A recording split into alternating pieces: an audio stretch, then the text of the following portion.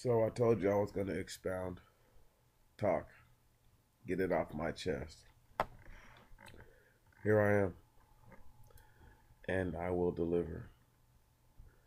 I won't deviate, stray, change up, move lanes, none of that. I'm staying in one direction, talking to y'all about everything. Right now on my mind is this um, evolutionary slash revolutionary state that the entire world is in. And it seems as if there's a form of panic that is about to set in. And if you're two eyes open and thinking 10 steps ahead, you can see these things happening. I'm not speaking to you, I'm speaking to those who have no idea, so that way they can see how things are going to play out. Um, this gender bending nonsense. Don't be surprised when you find more cases of men who have who are heterosexual men, completely heterosexual, who are going to say that they identify with being a woman. Hold on now, and do who've already done foul things such as being in the ladies' dressing room and this, that, and the other. But it's gonna lead to something physical, something violent. I believe. Um, and then where do you draw the line?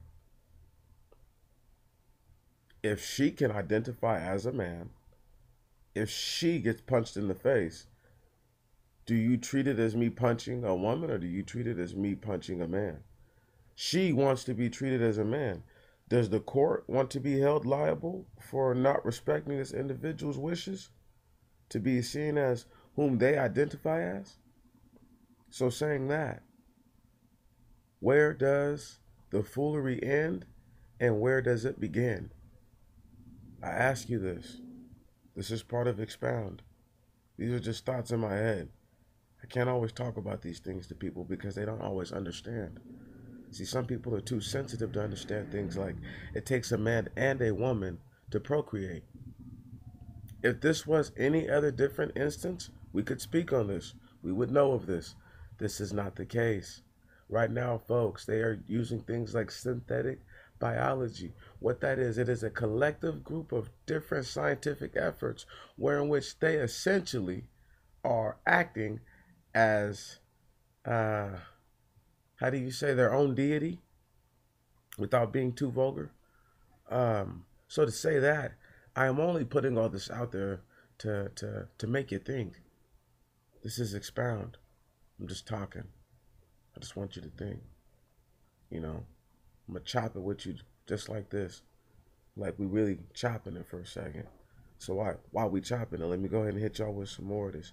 Have you ever really thought about why it is that these people out here, and I say these people, I mean all, black, brown, red, yellow, tan, white, peachy, whatever you want to call them, okay?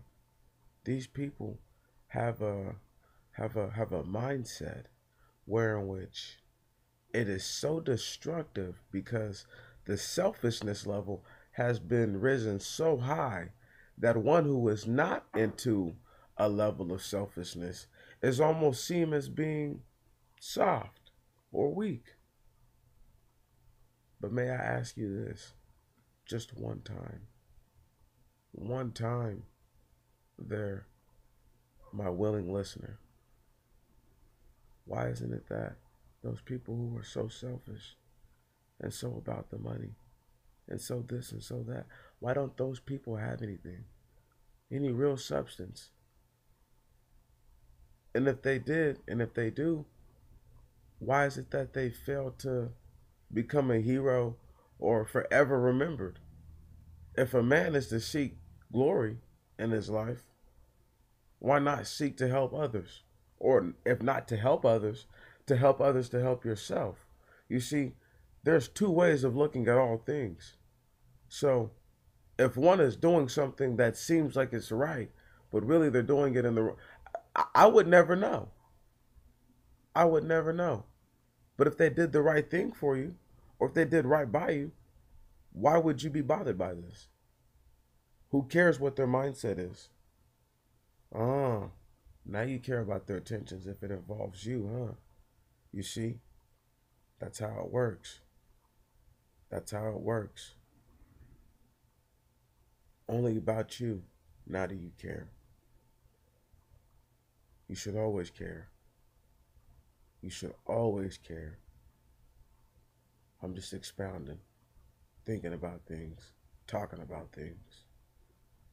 Another thing I want to head on real quick. This phenomena with young black men, whether they be via Semitic,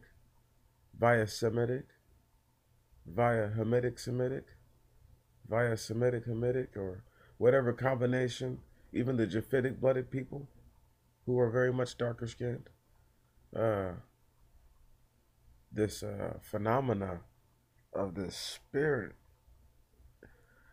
uh, they call it homosexuality. You know, um, I I don't know what kind of energy it takes for a person to willingly go into an act where in which disease, where in which one might be infected for the rest of their life. Now, mind you, it's elevated to a level where, as such, you're better off getting into a real life shootout. But they practice these practices and they force these practices upon us, saying that this is how they were born. Well, I need to expound on the thought. I was once versed with the question by a very old racist white man. How I know this is because it's what he told us. But he also did say this. He said, if I accept homosexuality openly and the practice of it, wherein would I be wrong to say that one who wants to practice pedophilia or that there in which they say whatever their sexual preference is? Because in that avenue of thought, a man who could say, well, I like young people as a sexual preference. Another man might say he likes animals as a sexual preference. Another man might say he likes, I don't know, dead bodies as a sexual preference. Another person might say they like very close relatives, like their mothers and their sisters, as their sexual preference.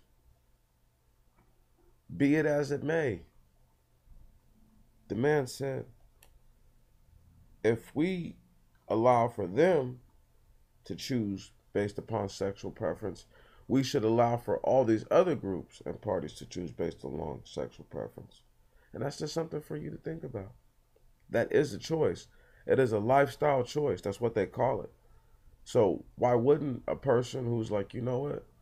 I know that sleeping with a woman who has to have ovaries that are operating is the only way to procreate. Hold on one moment. I know it's better for her to have a developed body so that way the damage done does not do extensive damage to her body. Hold on one moment. I also know that uh the healthiness of all this, when all said and done, all of the aforementioned practices, all of them are all unhealthy in their own ways. While some only bring disease and pestilence, some bring disease and degenerative mutations. This is just a thought, people. Don't get carried away. Don't get mad at me because I'm expounding for a moment. At any moment in time, you can press the red button. I watch the analytics every once in a while, and I look over them, and I see what people look at, and how much people listen to. And I just want you guys to understand something. If you've listened to this far into it, get this. There are people who've only listened to 6 minutes of this and decided that everything else I said need not be heard, listened to, or whatever. Just know that if you listen to a quarter of something, 25%, you only got 25% of the message. The other part of the message, that's it. It's over. It's better you skim through something and you pick up and you see what they're talking about than you blow them all the way off, because you might miss something that is crucially important. See, the other day I was listening to this brother expound on a couple different thoughts, and what I had realized, come to realize, was that maybe this brother, like many other brothers, had been influenced by this brother named Horace Butler, you see. And I'm not going to get too carried away, because Brother Horace is going to get his just due from me on another segment. But just to expound for one moment, this brother spoke on how some of the Native Americans were darker skinned people, this, that, and the other, and that how his people, his family could trace their lineage back to this country. Touche. I said, all right, take my hat off to this brother. I also then once again say to myself, now, he could trace lineage by paper back to this country, but not by fact or by picture or by anything like that. And then he was quick to talk about how paper genocide takes place. No, it's called culture genocide is what takes place. Okay? And when someone assimilates with your culture and takes it over, you see, then they're not so quick to write you off. But I want you guys to get two things now. Number one is that all black people do not look alike. Okay? You have to really understand this. And understanding is where in which one can go beyond the perceived concept, right, or idea that is being put forth. So I want you to go beyond that for one moment. And I want you to see that all black people do not look alike, nor do we act alike. But hold on one moment. In this tandem of thought, when I looked at this brother, I could see that this brother has to shave quite often. Now I'm thinking in my head of people who are normally being speaking, what I see now, what you see now coming from the continent of what they call Africa, what some people will refer to as the land of Kemet. Uh, uh, uh, uh, what you see now are people who come in a variety of looks, but there are a lot of people who are pretty much void of what you would call a beard. They might grow facial hair on the chin, and they might even grow a fine patch of facial hair on the chin, maybe even a fine goatee. But the beard, the hair wherein which it goes beyond the chin and it extends to the greater part of the neck, is not there. One moment, hold on. Now, when this brother says that his people can be traced back to this very land, and he talks about the Beringia land bridge, and he talks about the Micmac or the Mi'kmaq native tribes, and he talks about how some of the people who come with these people had the Lord's Prayer. One moment, hold on now. I want y'all to understand that I have never ever seen this document or this tablet, and nor did this brother pull up or show this document or tablet wherein which it was said to have the Lord's Prayer. Let me go ahead and expound on one thing with this right here in mind. Uh, uh, uh, uh, if he's speaking on wherein which the tablet that was found, that was translated, where they believe that the language was the Hebrew language, wherein which they translated the meaning back into the Lord's Prayer. Maybe this is true, but one moment, could this also be the case that because all people do have one distinct progenitor, that the language that was spoken was the same language that would have been spoken from the offspring of the one progenitor, and it would have been used universally on the planet.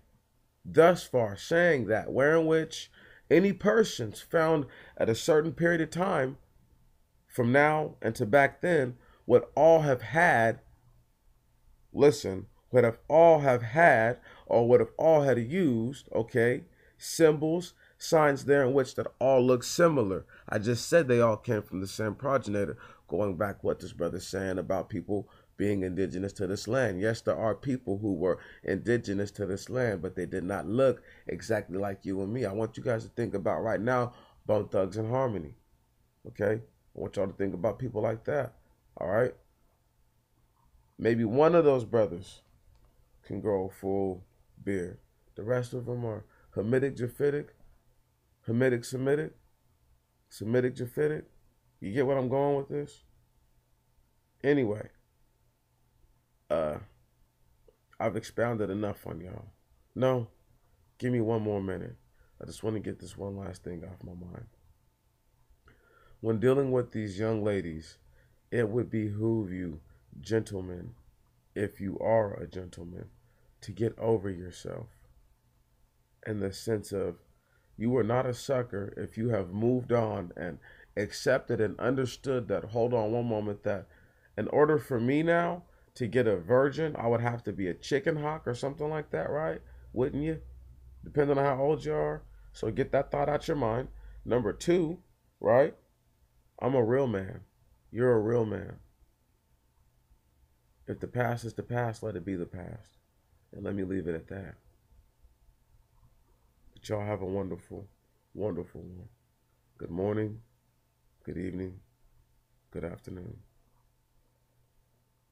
And just in case y'all was wondering, uh, the expound, I'm not sure what kind of background y'all looking for, but let me know if this one works. Thank you very kind.